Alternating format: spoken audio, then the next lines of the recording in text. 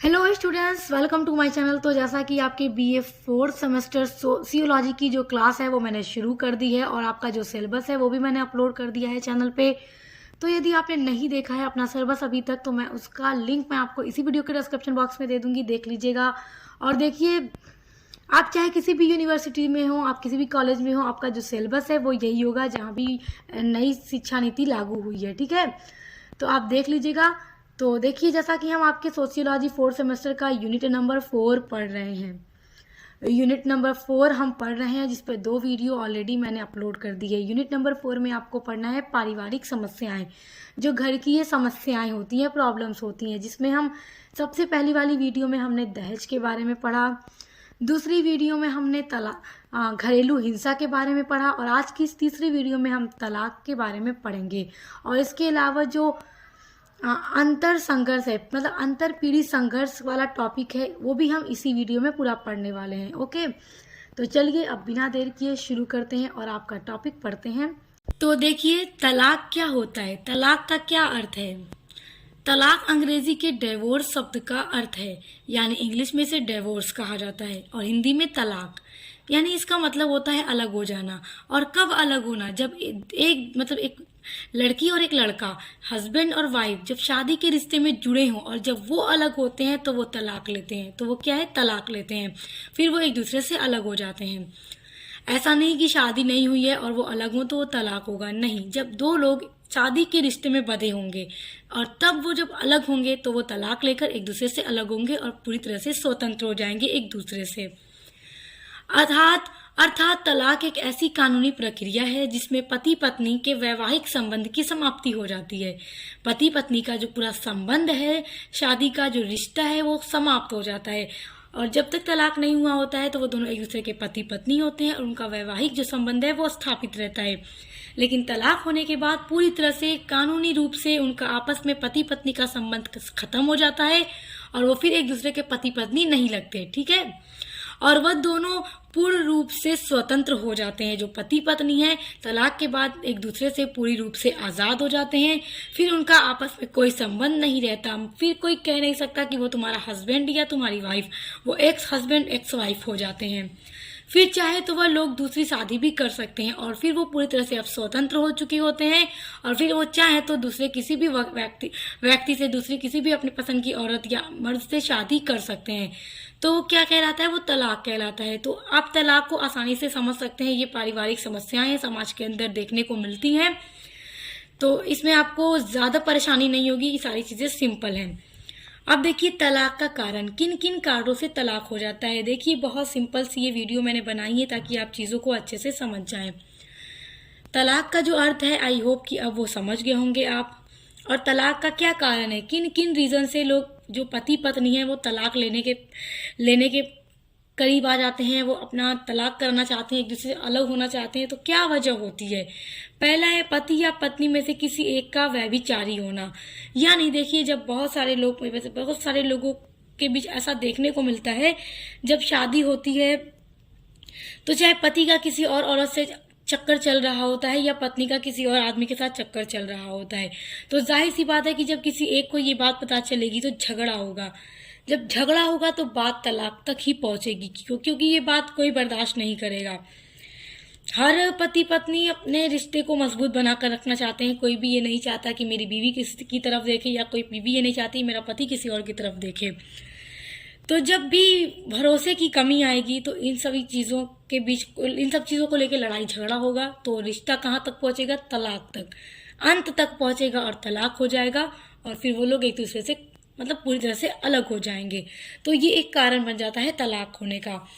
दूसरा है बेमेल विवाह हो जाने पर। देखिए, बहुत बार ऐसा होता है बेमेल विवाह, यानी लड़की लड़का का आपस में कोई मेल ही नहीं होता है, कोई सिमिलैरिटी ही नहीं होती है दोनों के बीच में, दोनों की सोच में, दोनों के स्टेटस में, दोनों की हर चीज में, मतलब कल्चर को लेकर। जैसे बहुत सारे लड़की, मतलब मान लो अगर किसी लड़की की शादी जोर जबरदस्ती से उसके 20 साल बड़े बूढ़े आदमी के साथ करा दी जाए तो फिर वो एकदम बेमेल विवाह है। लड़की की कभी उस आदमी के साथ नहीं पटेगी, मतलब वो कैसे उसके साथ रह पाएगी। तो इस तरह के विवाह में क्या होता है, तलाक होने पर लोग मजबूर हो जाते हैं, तलाक लेने पर फिर तलाक हो जाता है। तो ये सारे कारण है तलाक के। तलाक होने का तीसरा कारण है गलत जानकारी देकर या किसी प्रकार का दबाव डालकर विवाह करने पर। देखो, जब लड़की लड़का की शादी हो तो हो सकता है लड़का जो है अपने बारे में गलत जानकारी दिया हो, मतलब वो रहे कुछ और, दिखाए अपने आप को कुछ और।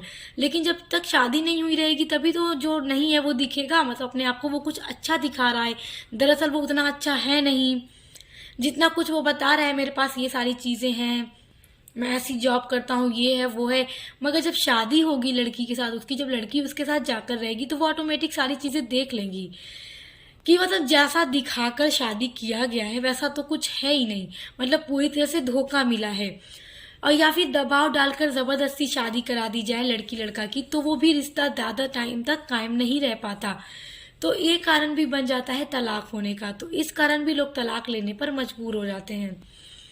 चौथा कारण है दोनों पक्षों में से, यानी दोनों पक्षों का मतलब एक लड़की का तरफ, एक लड़का का परिवार, लड़की का और लड़का की दोनों फैमिली होके दोनों पक्ष में से किसी की इच्छाओं के विपरीत विवाह कराने पर। हो सकता है कि जैसे बहुत लोगों की फैमिली में होता है ना कि जबरदस्ती शादी हो जाती है, फैमिली के लोग चाहते नहीं है, बस किसी एक इंसान की वजह से जबरदस्ती शादी करा दी जाती है, बाकी और कोई खुश है ही नहीं। तो इस कारण भी तलाक लेना पड़ जाता है, मतलब आगे इस तरह की स्थितियां बनने लगती हैं, परिस्थितियां ऐसी हो जाती हैं कि एक साथ रहना मुश्किल हो जाता है और फिर तलाक लेना पड़ता है और तलाक हो जाता है। तो ये सारे कारण है तलाक के। पांचवा कारण है विवाह के बाद परिवार में विवाद एवं कलह का अधिक होना। विवाद का मतलब जब पति पत्नी साथ रहते हैं तो आपस में लड़ाई झगड़ा होता है। देखो, हर परिवार में लड़ाई झगड़ा होता है, लेकिन कुछ लोगों में इस तरह का झगड़ा हो जाता है कि बात इतनी आगे बढ़ जाती है कि वो सुलझाकर भी सुलझाई नहीं जा सकती, चाह कर भी सुलझ नहीं पाती है वो बात। फिर बात कहाँ पर पहुंचती है, अलग होने पर, कि अब हम साथ नहीं रह सकते, अब हमें अलग होना ही चाहिए। तो फिर ये भी एक कारण बन जाता है कि जब रोज रोज घर में झगड़ा होगी, बहस होगी, तो फिर बात तलाक तक पहुंचेगी, फिर सारा रिश्ता खत्म हो जाएगा, तलाक हो जाएगा। तो ये सारे कारण है तलाक के, और उम्मीद करती हूँ आप इसको समझ गए होंगे। अब देखिए तलाक के क्या परिणाम होते हैं। देखो, तलाक जब हो जाता है तो उसके बाद क्या परिणाम उसका निकलता है। तलाक के परिणाम तलाकशुदा पुरुष तथा स्त्री दोनों के लिए अच्छा नहीं होता, मतलब पुरुष जो आदमी है या फिर जो महिला है, दोनों के लिए भी ये इसका जो परिणाम है वो अच्छा नहीं होता। यद्यपि दुखी वैवाहिक जीवन से तलाक द्वारा मुक्ति प्राप्त होती है, यानी एक साथ हैं, दुखी हैं, लड़ाई झगड़ा हो रहा है, खुश नहीं है, जब भी कोई एक साथ खुश होगा तो वो तलाक क्यों लेगा। तो दुखी वैवाहिक जीवन से मुक्ति पाने के लिए ही तो लोग तलाक लेते हैं, अलग होते हैं। फिर भी ये अध्ययन से पता चलता है, देखो दुखी तो रहते हैं एक दूसरे के साथ तो तलाक लेने पर मजबूर हो जाते हैं, लेकिन जब इस पर भी स्टडी की गई, अध्ययन किया गया, तो इस बात से ये पता चलता है कि इसके सकारात्मक परिणामों की अपेक्षा नकारात्मक परिणाम अधिक होते हैं। यानी कि एक दूसरे से अलग होने के बाद जरूरी नहीं है कि सकारात्मक ही परिणाम मिले, नकारात्मक परिणाम अधिक होते हैं। अब जैसे बहुत सारे लोग तलाक लेने के बाद एकदम डिप्रेशन में चले जाते हैं। ऐसा नहीं कि तलाक लेके मुक्त हो गए हैं हस्बैंड से अपने या अपने वाइफ से तो अब बहुत खुश हैं, जिंदगी को पहले जैसे जीने लगेंगे जैसे शादी से पहले जीते थे, तो ऐसा नहीं होता है। नकारात्मक नेगेटिव प्रभाव भी पड़ता है। अब जैसे मान लो बच्चे अगर हों, शादी होगी, जाहिर है बच्चे होंगे और तलाक हो जाए तो कॉम्प्रोमाइज तो करना पड़ेगा किसी एक को। अब चाहे बच्चा जो है, चाहे बेटी हो या बेटा, जो भी हो, बच्चे अगर हैं तो हो सकता है कि माँ की तरफ चले जाएं, माँ के साथ रहे, या हो सकता है पिता के साथ रहें, तो किसी एक को कॉम्प्रोमाइज करना पड़ रहा है। कोई एक ऐसा है जो अपनी औलाद से दूर रहेगा, चाहे वो माँ हो या फिर बाप हो। तो यहाँ भी औलाद की वजह से इंसान पर ऐसा प्रभाव पड़ता है जिससे वो टेंशन में रहते हैं, मानसिक तनाव में रहते हैं। तो इसलिए तलाक का हमेशा सकारात्मक प्रभाव नहीं पड़ता, बल्कि इसका नकारात्मक परिणाम अधिक देखने को मिलता है। अब हम देखेंगे तलाक की रोकथाम के उपाय, यानी कि क्या क्या ऐसे उपाय हैं जिससे तलाक को रोका जा सकता है और तलाक न हो। तो पहला है कि विवाह से पूर्व लड़की एवं लड़का की राय अवश्य लेनी चाहिए। जब दोनों की आपस में राय होगी, दोनों एक दूसरे को अच्छे से जानेंगे, तो ऐसा नहीं है कि तलाक हो, क्योंकि जब वो एक दूसरे की हर चीज को पहले से जानेंगे तो तलाक तक बात कभी नहीं जाएगी। और जब जोर जबरदस्ती से बिना एक दूसरे को जाने शादी करा दी जाएगी तो फिर लड़ाई झगड़े के कारण बात तलाक तक पहुंच सकती है। तो इसलिए एक दूसरे की राय लेना जरूरी है। दूसरा है कि विवाह के बाद, शादी के बाद पति एवं पत्नी जो आपसी सामंजस्य तालमेल की कोशिश करनी चाहिए कि आपस में मिलजुल कर रहे हैं, एक दूसरे को समझें, एक दूसरे की परेशानियों को, हर चीज़ को समझने की कोशिश करें, मिलकर रहें, तो इससे भी तलाक नहीं होगा। ये भी एक अच्छा उपाय है। तीसरा उपाय है, देखिए, दोनों को भौतिकता के प्रति कम एवं भावनात्मक लगाव को अधिक महत्व देना चाहिए। यानी कि जो भौतिकता है, जो दुनिया में चीजें दिखती हैं, उसके प्रति कम लगाव होना चाहिए और एक दूसरे के भावात्मक लगाव अधिक होना चाहिए। इससे भी लोग मिलकर रहेंगे, परिवार में खुशी कायम रहेगी। चौथा है कि बच्चों को बचपन से ही अच्छे संस्कारी बनाना चाहिए। बच्चे को छोटे से जब अच्छी चीजें सिखाई जाएंगी, जैसे कि तलाक जैसे मुद्दों के बारे में ये सोचने पर भी अपराध बोझ महसूस करे।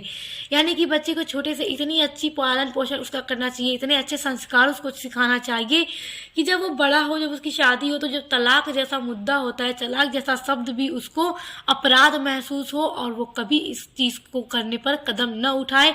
क्योंकि जब भी कोई इंसान इसको हल्का लेगा कि कोई मजाक है ये, तो वो तलाक ले सकता है, लेकिन जब इंसान उसको अपमान, अपराध महसूस करेगा तो कभी भी तलाक का कदम नहीं उठाएगा। तो इसलिए बच्चों को बचपन से ही, छोटे से ही अच्छे संस्कार देना चाहिए। तो इस तरह तलाक की रोकथाम के उपाय लगाए जा सकते हैं। अब देखिए, आपका अगला जो टॉपिक है अपने इसी यूनिट के अंतर्गत, वो है अंतर और पीढ़ीगत संघर्ष। अब ये अंतर और पीढ़ीगत संघर्ष क्या है? बहुत ही सिंपल है, बस एक बार आपको बताऊंगी, आप आसानी से समझ जाएंगे, इसलिए इसको समझने का अच्छे से प्रयास कीजिएगा। चीजें काफी सिंपल हैं, बस समझने वाली बात है। समझ में आ गया तो सब कुछ ईजी है। देखो, अंतर पीढ़ीगत संबंध, पीढ़ी। अब देखो, समझिए, जैसे आप हैं और आपके घर में यदि आपके दादी दादा हैं, तो आपके दादी दादा आपसे काफी उम्र में बड़े हैं, बूढ़े हो चुके हैं और आप अब जवान हो रहे हैं। तो आपकी जो सोच होगी वो थोड़ा नए तरीके की होगी, मॉडर्न होगी, और आपके दादी दादा की जो सोच है, नानी नाना की जो सोच होगी, वो पुराने ख्यालों की होगी ना, बिल्कुल होगी। आप मिलाकर देख लीजिएगा अपनी और अपने दादी दादा, नानी नाना की सोच में कितना अंतर आपको मिलता है। तो वही जो सोच विचार में अंतर हमें देखने को मिलता है एक दूसरे का, वही अंतर और पीढ़ीगत संघर्ष कहलाता है। अब कैसे, आइए इसको पढ़कर और अच्छे से समझने की कोशिश करते हैं। देखिए, अंतर पीढ़ी संघर्ष से तात्पर्य यह है कि जो पुरानी एवं नवीन पीढ़ी है, यानी जो पुरानी पीढ़ी मान लीजिए आपके दादी दादा या नानी नाना, और नवीन पीढ़ी मान लीजिए कि आप हैं, इनके बीच में जो संघर्ष होता है वही क्या है? अंतर पीढ़ी संघर्ष है। और यह संघर्ष दोनों पीढ़ियों के भिन्न भिन्न, अलग अलग एवं विरोधी हितों को लेकर पाया जाता है। देखिए, अगर मैं आपको एक उदाहरण के द्वारा समझाऊं, एक एग्जाम्पल के द्वारा समझाऊं, तो अगर आज के टाइम में जैसे लड़की लड़का एक साथ पढ़ते हैं स्कूल में, कॉलेज में, तो आज के टाइम में हर कोई एक दूसरे के साथ अच्छे से बातचीत करता है, एक दूसरे को दोस्त बनाते हैं और साथ रहते हैं। मतलब लड़की लड़का की दोस्ती अब एक आम है आज के टाइम में, आज के कल्चर में। लेकिन यदि यही बात आप अपने दादी दादा से पूछ ले तो कहेंगे नहीं, तुम्हें लड़की हो लड़का से दोस्ती नहीं करनी, तुम लड़का हो लड़की से दोस्ती नहीं करनी, लड़का हो लड़का से दोस्ती करो, लड़की हो लड़की से दोस्ती करो। तो अब देखो, आपकी सोच में और आपके दादी दादा की सोच में अंतर मिल रहा है ना, तो यही अंतर क्या कहलाता है? अंतर और पीढ़ीगत संघर्ष कहलाता है। तो किसी भी इस तरह के संघर्ष को लेकर, इस तरह का जो भी अंतर होगा नई पीढ़ी और पुरानी पीढ़ी में लेकर, चाहे किसी भी बात को लेकर, तो वो क्या कहलाएगा? अंतर पीढ़ी संघर्ष कहलाएगा। परिवार से लेकर वर्ग, जाति एवं धर्म तक अंतर पीढ़ी संघर्ष पाया जाता है। यानी ऐसा नहीं है कि सिर्फ एक ही चीज के अंदर ये संघर्ष पाया जाता है। वर्ग को लेकर, जाति, अलग अलग जो जाति के लोग हैं इनमें भी जैसे नई पीढ़ी पुरानी पीढ़ी में संघर्ष देखने को मिलता है। धर्म को लेकर भी मिलता है। जैसे अगर मान लीजिए, एक यहाँ पर आपको एक और एग्जांपल दे देती हूँ। जाति को लेकर एक संघर्ष बता दिया जाए कि आज के टाइम में यदि लड़की लड़का अलग अलग जाति के हैं और शादी करना चाह रहे हैं, तो आपके दादी दादा जो पूर्वज हैं आपके घर में, वो नहीं मानेंगे कभी कि नहीं, जाति के हो, अपनी जाति में ही शादी करना है, अलग जाति में नहीं करना है। मगर आप मॉडर्न टाइम के हैं, नवीन पीढ़ी है, आपकी सोच अलग है, उनकी सोच अलग है। तो ये क्या है? अंतर और पीढ़ीगत संघर्ष है। बस इतना ही समझने वाली बात है। बस इसको समझ जाइए, आप पूरा लिख लेंगे एग्जाम में। देखो, युवा पीढ़ी और पुरानी पीढ़ी के बीच पाया जाने वाला भेद अंतर पीढ़ी संघर्ष के लिए काफी सीमा तक उत्तरदायी है। और पीढ़ी, जो पुरानी पीढ़ी है और जो नवीन पीढ़ी के मूल्य हैं, जो उनके विश्वास हैं, उनकी अभिव्यक्ति है और जो उनके व्यवहार प्रतिमान है, इन सभी चीज़ों में काफ़ी अंतर पाया जाता है। आपकी सोच, आपके पूर्वजों की सोच कभी एक जैसी नहीं होगी, हर चीज़ को लेकर, हर चीज़ को लेकर। तो वो आपके बीच में और आपके दादा के बीच में वो क्या कहलाएगा? संघर्ष कहलाएगा।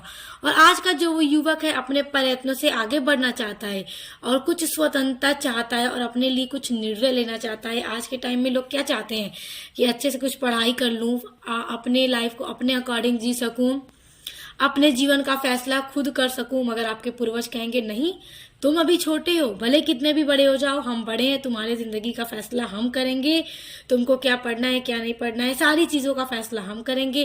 और आप कहेंगे नहीं, मैं बड़ा हो गया हूँ, मैं खुद कर सकता हूँ। तो देखिए अब सोच में फर्क आ रहा है ना, आपकी सोच कुछ और है, आपके पूर्वजों की सोच कुछ और है।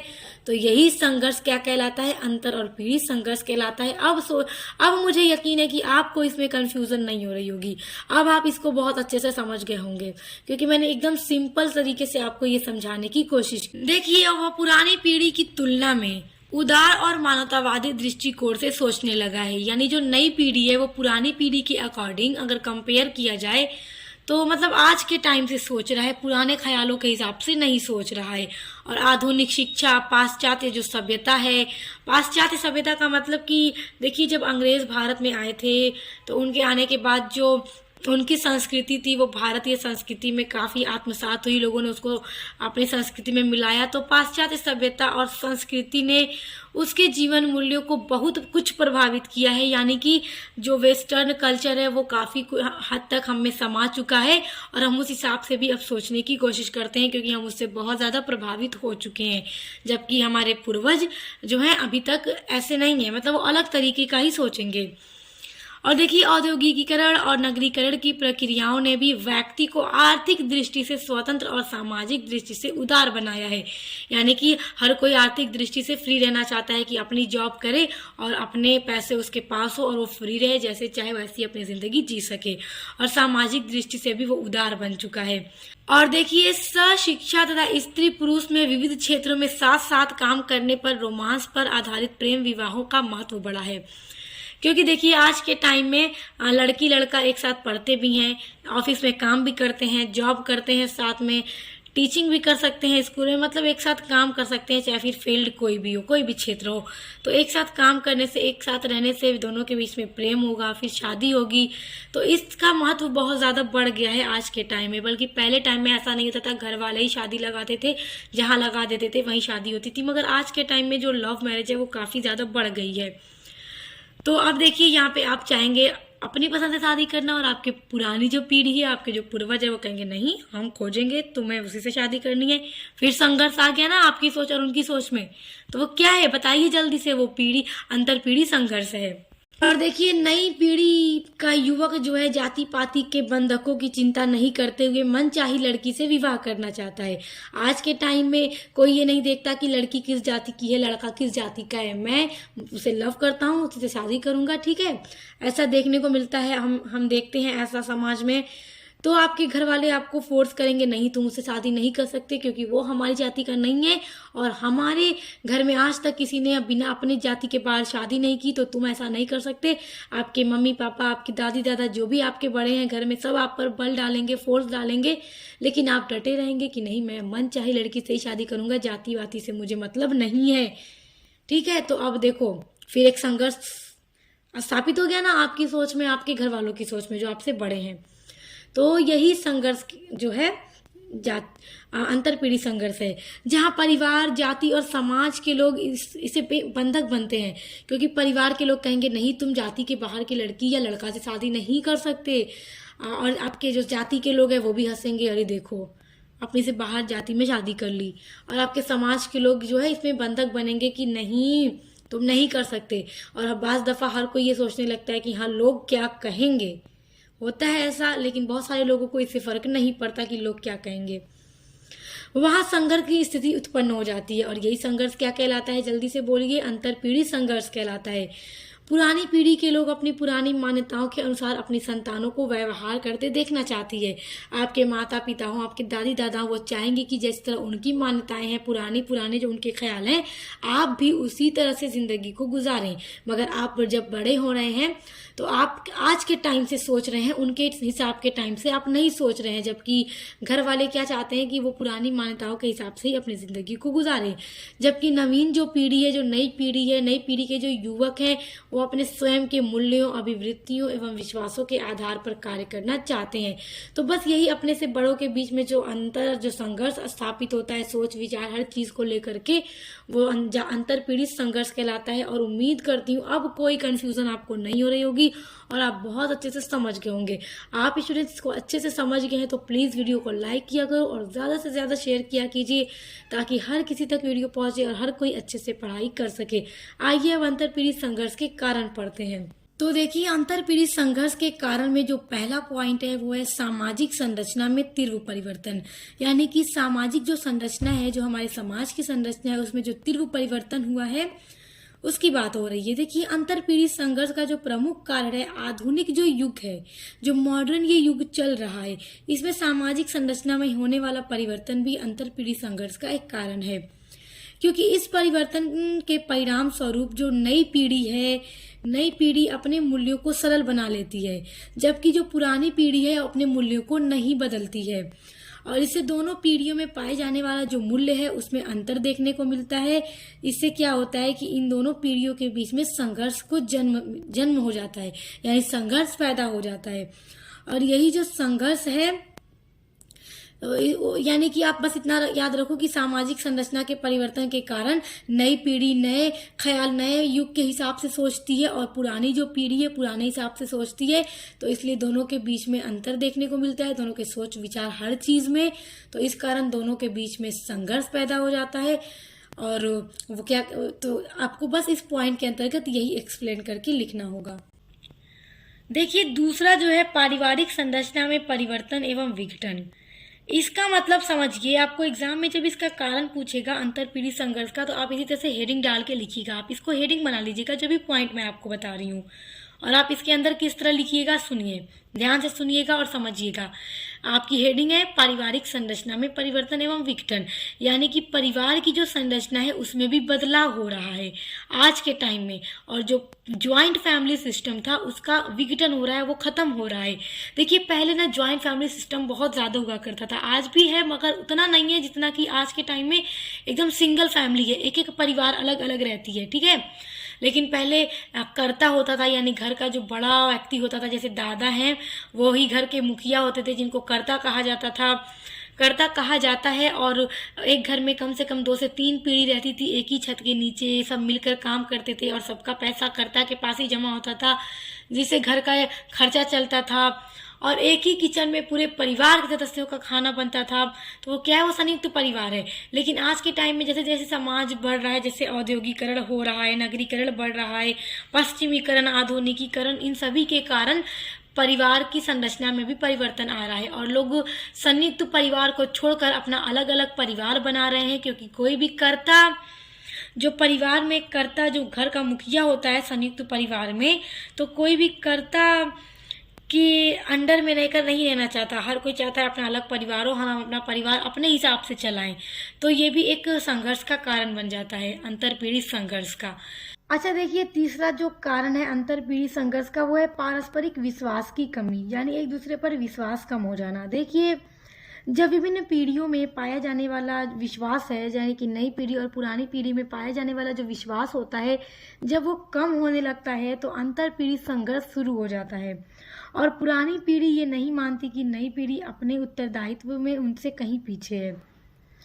देखिए, क्योंकि नई पीढ़ी जो है वो ये चाहती है कि हम अपने हिसाब से अपनी ज़िंदगी को गुजारें, और वो नहीं चाहती कि उनके जीने के तरीके में आज के नए फैशन के हिसाब से वो जीना चाहती है। मगर पुरानी पीढ़ी नहीं चाहेगी कि तुम ऐसे जियो। तो आपस में जब पुरानी पीढ़ी आपको रोकने की कोशिश करेगी, आपके घर में जो भी बड़े हैं, दादी दादा माता पिता, आपको रोकने की कोशिश करेंगे, मगर आप नहीं रुकोगे, अपने हिसाब से जीना चाहोगे, तो आपके बीच में विश्वास की कमी हो जाएगी। ये भी एक पारस्परिक, यानी कि पारस्परिक विश्वास में कमी होना भी अंतर पीढ़ी संघर्ष का एक कारण है। अगला देखो, अगला है पश्चिमी संस्कृति। यानी कि पश्चिमीकरण के बारे में आप लोग पढ़ चुके हैं, ठीक है, अपने सोशियोलॉजी में ही आप अपने थर्ड सेमेस्टर में पश्चिमीकरण के बारे में पढ़ चुके हैं। और श्री एम.एन. श्रीनिवास ने पश्चिमीकरण की अवधारणा दी है। तो पश्चिमीकरण क्या है कि यूरोप का जो रहन सहन है, कल्चर है, उसको हम भारतीय और समाज के लोग अपना रहे हैं। वो जैसे रहते हैं हम भी वैसे रहेंगे, वो जो खाते हैं, वो जो पहनते हैं, वो जिस तरह का उनका लाइफ स्टाइल है, हम भी वैसा करेंगे। यानी पश्चिमी संस्कृति जब से हम भारतीय लोगों में समा गई है, तो ये भी अंतर पीढ़ी संघर्ष का एक कारण देखा गया है। क्योंकि जो पुरानी पीढ़ी है वो पश्चिमी संस्कृति के हिसाब से तो रहेगी नहीं, वो जो पुराने ख्याल को देखते आई है अपने बचपन से, उसी हिसाब से आज भी है। लेकिन नई पीढ़ी पश्चिमी संस्कृति को देख रही है, तो आपस में संघर्ष स्थापित हो रहा है। तो ये भी एक कारण है। अगला देखिए, पीढ़ियों में शिक्षा की दृष्टि में अंतराल। ये देखो, ये एक बड़ा कारण है, क्योंकि अंतर पीढ़ी संघर्ष उन परिवारों अथवा समुदायों में अधिक पाया जाता है जिनमें दो पीढ़ियों में शिक्षा की दृष्टि से काफ़ी अंतर पाया जाता है। क्योंकि जो नई पीढ़ी है उसके शिक्षा के बाद अपने दृष्टिकोण में अधिक आधुनिक, तार्किक और वैज्ञानिक मतलब दृष्टि से वो देखती है। यानी कि नए तरीके की वो शिक्षा ग्रहण करती है, तो वो नए तरीके से अपनी दृष्टि से देखती है हर चीज़ को। जबकि जो पुरानी पीढ़ी है वो परंपरावादी व्यवस्था से बाहर नहीं निकल पाती, वो परंपरावादी व्यवस्था को ही देखती है। जबकि नई पीढ़ी आधुनिक, तार्किक व वैज्ञानिक बन जाती है, जबकि पुरानी पीढ़ी वही परंपरावादी व्यवस्था को ही देखती है। और जो नई पीढ़ी है वो ये लोग सोचते हैं, जो नई पीढ़ी के लोग हैं वो ये सोचते हैं कि हम पढ़े लिखे होने के कारण वे पुरानी पीढ़ी के लोगों से अधिक जानकारी रखते हैं। इस कारण अब इन दोनों के बीच में संघर्ष स्थापित हो जाता है, क्योंकि पुरानी पीढ़ी तो कभी ये नहीं मानेगी कि हम तुमसे कम जानकार हैं। तो शिक्षा की दृष्टि, यानी पीढ़ियों में जो शिक्षा की दृष्टि है, इसके कारण भी आपस में संघर्ष स्थापित हो जाता है।